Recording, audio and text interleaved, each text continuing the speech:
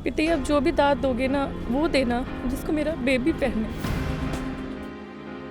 और उन्होंने भी कहा कि ये जो आपका बच्चा है ये गॉड गिफ्टेड है। ऐसे फील कर रही थी कि मेरे बचने का कोई चांस नहीं था। ब्रदर ने बाहर जाना था, उसको मैंने रोका क्योंकि मुझे अंदर से ये लग रहा था मैं नहीं बचूंगी, तुम ना जा। वो भी नहीं गया और मैंने ये अरदास करी, पिती मेरा बच्चा छोटा है, मुझे बचा लो। मैंने अरदास करके जैसे ही लंगर खाया, लास्ट बाइट जैसे ही मेरे मुंह में गई, साथ के साथ इतनी बड़ी स्टोन मेरे मुंह में आ गई।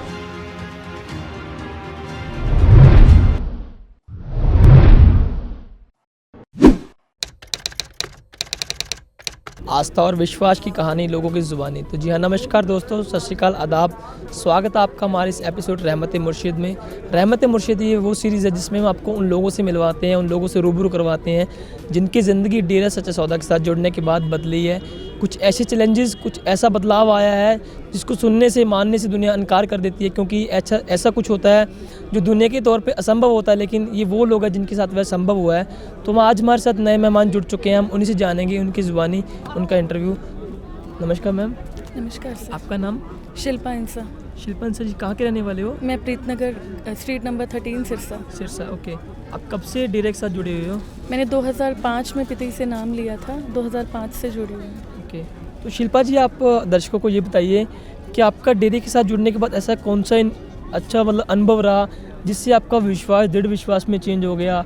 कुछ ऐसे अनुभव रहे जिसके हाँ दुनिया मानने को सच में बोल दिया ये चीज़ तो असंभव है, लेकिन आपके साथ वो चीज़ संभव हुई?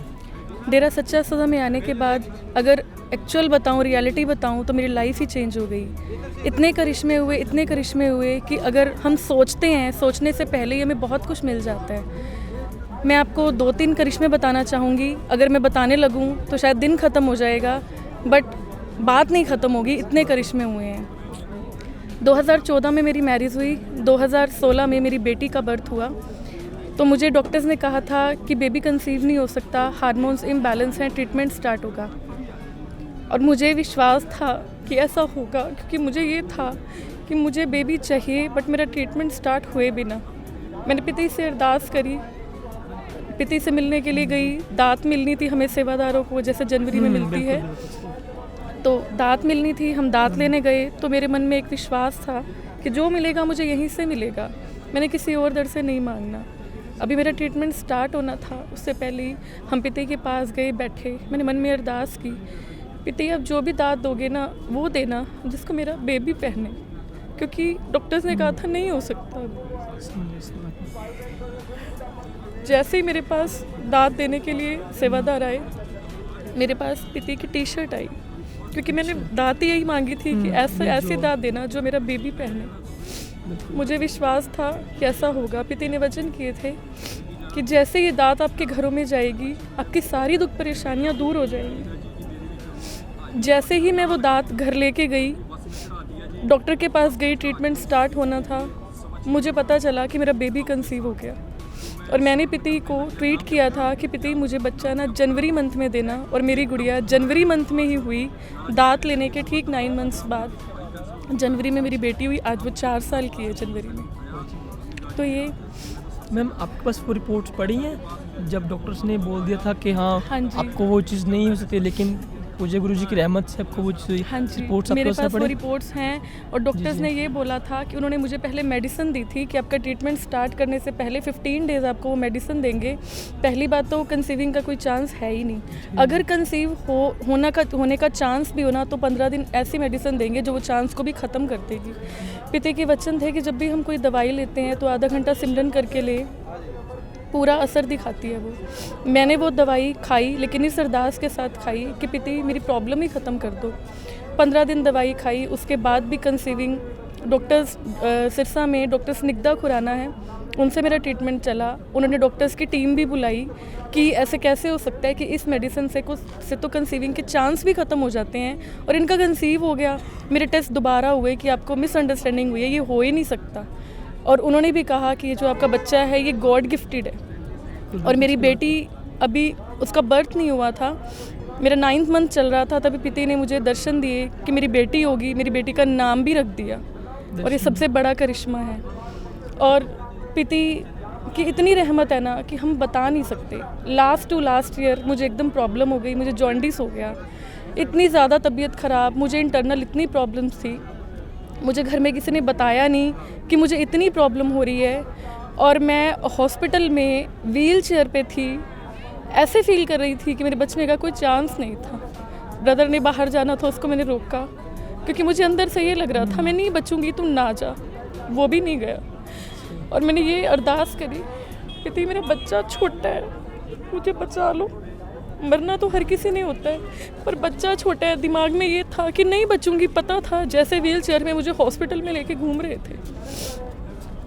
फिर मैं डेरे में आई, मुझे सबने कहा कि तू ना जा, तू रेस्ट कर, तेरी तबीयत नहीं ठीक। मैंने कहा मर जाऊंगी पर मैं डेरे ज़रूर जाऊंगी, मैं वहाँ जाए बिना नहीं रह सकती। तो ये 2018 मई मंथ लास्ट की बात है। मैं डेरे में आई, मैंने पिता से अरदास करी कि पिता आप कहते हो कि लंगर खाने से तो बहुत बड़े बड़े कर्म कट जाते हैं, मुझे पता है, मुझे कोई बता नहीं रहा, मेरा ऑपरेशन भी होगा क्योंकि मेरी CBD में स्टोन आई थी जिसके कारण मुझे प्रॉब्लम्स थी और वो स्टोन नहीं निकल सकती थी, और मेरा कुछ दिन बाद ऑपरेट होना था। बात हो रही थी घर पे, सब पता था, लेकिन अरदास की कि पिताजी जैसे ही मैं ये लंगर खाऊं, लंगर खाते ही ना मेरी स्टोन बाहर आ जाए, मेरी सारी प्रॉब्लम्स दूर कर दो। मैंने अरदास करके जैसे ही लंगर खाया, लास्ट बाइट जैसे ही मेरे मुंह में गई, साथ के साथ इतनी बड़ी स्टोन मेरे मुंह में आ गई। ना कोई वॉमिटिंग, ना कुछ, बैठे बैठे। मैंने किसी को नहीं बताया, मुझे विश्वास था कि ये वही स्टोन है। मुझे ये था अगर मैं किसी को बता दूंगी शायद कोई कहेगा लंगर में पत्थर होगा जैसे हम खाना खाते हैं, क्योंकि जैसे ही लास्ट बाइट अंदर गई, एक सेकंड भी नहीं हुआ होगा कितनी बड़ी स्टोन मेरे मुंह के अंदर आ गई। और मैं घर गई, मैंने अपने हाथ में वो स्टोन ली, थोड़ी देर देखी कि इतनी बड़ी स्टोन, मैंने वो फेंक दी डस्टबिन में।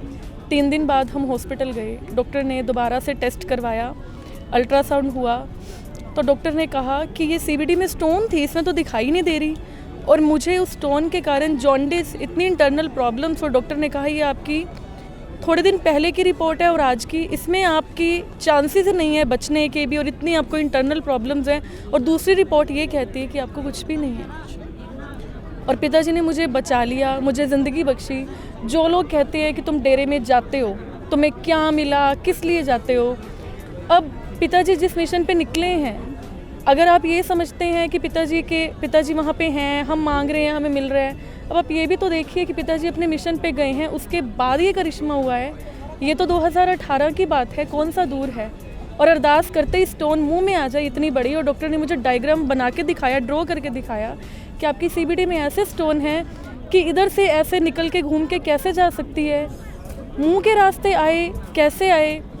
उन्होंने कहा, सिरसा में है डॉक्टर मनीष मल्होत्रा, उन्होंने बोला, कहते हम ना पेशेंट्स को कई बार कह देते हैं कि जो स्टोन है जैसे यूरिन के थ्रू निकलती है और मुंह के थ्रू चांस होता है कभी निकल आती है, लेकिन वो कहते हैं कि हमने कभी नहीं देखा कि मुंह में स्टोन बैठे बैठे ऐसे ही बाहर आ गई। तो भी हैरान हो गई कि एक पर्सन बैठा है, उसको कोई वॉमिटिंग नहीं, कोई अंदर से जोर नहीं लगा, बैठे बैठे इतनी बड़ी स्टोन अपने हाथ से मैंने निकाली और फेंकी। आप बताइए क्या ये करिश्मा नहीं है? फिर कैसे इस दर को हम लोग छोड़ दें, कैसे ना आए, जहाँ पे हमें ज़िंदगी मिली, सब कुछ मिला उस मालिक के दर से, कैसे छोड़ दें? एक अगर कोई बंदा, कोई भी पर्सन, वो हमारे बच्चे की जान भी बचाएगा ना, हम उसका ज़िंदगी भर एहसान नहीं भूलेंगे। और मुझे तो पिताजी ने बच्चे की दाद दी, सब कुछ दिया, इतने करिश्मे हैं कि मैं बता नहीं सकती। तो आप बताइए इस दर को मैं कैसे छोड़ दूँ? मर सकते हैं लेकिन इस दर को कभी भी नहीं छोड़ सकते, कभी भी नहीं। शिल्पा जी, आप डेली रूटीन में करते क्या है? हाउसवाइफ हैं या कुछ जॉब करा करते हैं? मैं जॉब करती हूँ। किस डिपार्टमेंट में? टीचिंग डिपार्टमेंट में हूँ, इंग्लिश टीचर हूँ। द सिरसा स्कूल में जॉब करती हूँ मैं, टीचिंग प्रोफेशन है। तो दोस्तों ये थे हमारे साथ शिल्पा जी, कुछ और भी लोग हैं आगे उनसे जानेंगे, तो इस वीडियो को देखते रहें, like, subscribe, comment and share जरूर कीजिए। धन्यवाद।